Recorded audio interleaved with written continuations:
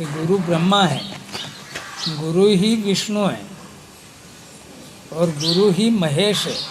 ये महेश शब्द आया यहाँ, शिव नहीं है, महेश। महेश वो हैं जिन्होंने पार्वती से शादी की, तो महेश बाकी रह गए थे। पर आज गुरु पूर्णिमा है, ये तीनों ही देवता गुरु में समाहित थे। गुरु ही इस संसार का भार उठाने वाले हैं। गुरु बहुत बड़ी हस्ती है। परमात्मा भी, उपनिषदों में एक कथा आती है छोटी सी, किसी चौधरी के यहाँ गायों का था। पहले गायें रखते थे चौधरी लोग, खूब गायें थी, अच्छा संपन्न परिवार था। पर परिवार में बच्चा नहीं था। बच्चा नहीं था तो वो आने वाले साधु संत की खूब सेवा करता है। एक बार नारद जी चले गए। नारद जी सब दूर जा सकते हैं, सभी लोकों में भ्रमण कर सकते हैं, क्योंकि वो ब्रह्मा के पुत्र हैं, मानस पुत्रों में से। तो ब्रह्मा जी वहाँ पहुँच नहीं, नारद जी पहुँच गए। नारद जी की उनने आव भगत की चौधरी ने। बोला भगत क्या चाहिए? उन्हें महाराज बाकी सब आनंद है, पुत्र नहीं। उन्हें ठीक है, मैं भगवान विष्णु से बोल कर वापिस आता हूँ। वो भगवान विष्णु के पास चले गए। तो सीधे नारद जी विष्णु के पास पहुँचे और उनसे जाके बोला कि ऐसे ऐसे मृत्यु लोक में एक आदमी है और वो बहुत अच्छा सज्जन पुरुष है, पर पुत्र नहीं है। आप एक पुत्र दे दो उसको। मैं बोल के आया कि मैं विष्णु जी के पास ही आ रहा हूँ। भगवान ने थोड़ा सा ध्यान लगाया, विष्णु भगवान ने, और बोला कि उसके पुत्र है ही नहीं। नारद जी ने देखा मैं बोल के आ गया यार, ये बोल रहे हैं है नहीं, अब वापिस कैसे जाऊँ? तो तत्काल तो जा नहीं सकते। उधर देवयोग से मेरे गुरु महाराज जैसा कोई फक्कड़ पहुँच गया, साधु पहुँच गया वहाँ। उसने जो है तत्काल सब सेवा वेवाकार उसकी आदत में थी, खूब सेवा की। प्रसाद प्रसाद करा करू के दक्षिणा दी, प्रणाम किया। बोल बच्चा क्या चाहता है? ये एक बेटा।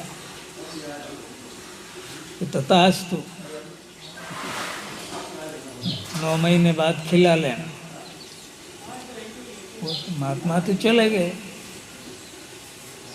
देवयोग से वो गर्भवती हो गई।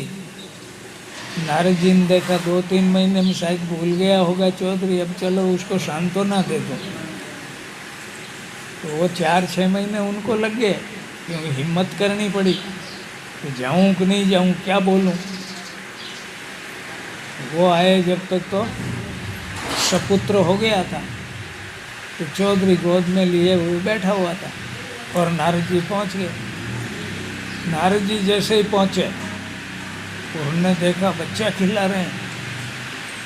अरे वो उठा, उसने प्रणाम किया और बच्चे को पालने में सुलाया। अरे बोले महाराज आपका पग फेरा बहुत अच्छा था कि मेरे जो है पुत्र हो गया। तो कैसे हो गया? कि आप गए ही थोड़ी देर बाद ही, 2 घंटे बाद ही एक महात्मा आ गए और उन्होंने मेरे को बोल दिया कि तेरे पुत्र होगा। तो हो गया। नारद जी को तो उनको भी गुस्सा आता था काजल की तरह। वो तो बन बना के भागे, सीधे गए विष्णु भगवान के पास। तो मेरे को तो भगवान बोल दिया कि इसके लिखा हुआ ही नहीं है और वो पुत्र तो हो गया उसके, मेरी बात ही आपने तो गिनती कर दी। इसने कहा ये विधाता की तरफ से नहीं है, विधाता भी ब्रह्मा को बोला, विधाता शब्द भी ब्रह्मा का है। उन्होंने कहा विधाता का दिया हुआ नहीं है, किसी महात्मा ने दे दिया होगा। हाँ तो कि महात्मा दे दे, आप नहीं दे सकते कि नहीं, ये काम मैं नहीं कर सकता।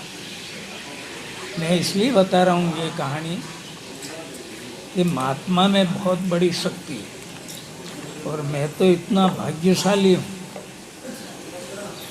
कि मुझे परमहंस मिले।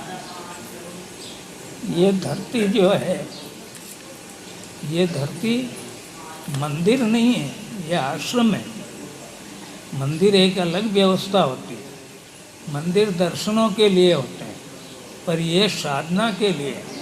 यहाँ बैठ के जो भी मंत्र करेगा उसके मंत्र सिद्ध हो जाते हैं, क्योंकि ये समाधियों का काम काज है।